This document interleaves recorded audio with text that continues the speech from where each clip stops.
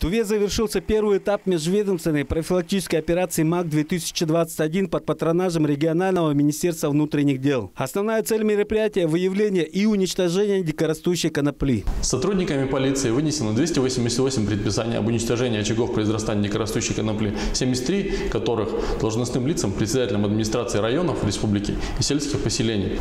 За непринятие мер по уничтожению дикорастущей конопли нами составлено 15 административных протоколов. Из них 3 в отношении должностных лиц. В рамках мероприятия на территории Сумона-Карахак сотрудниками полиции во взаимодействии с военной контрразведкой ФСБ России, администрацией Кызыльского Кожуна и военнослужащих 55-й горной мотострелковой бригады с применением гербицидов было уничтожено около 7,5 гектаров дикорастущей конопли.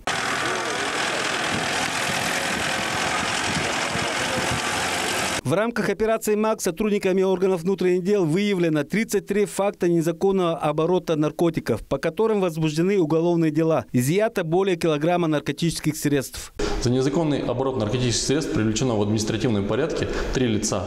За немедицинское потребление наркотических средств привлечено 17 лиц. В течение первого полугодия в республике выявлено 261 преступление в сфере незаконного оборота наркотиков. Изъято более 229 килограммов дурманящего зелья. Органы внутренних дел готовятся к проведению второго и третьего этапов операции МАК. Сайгын Бербем, Миран Иргит, Тува 24.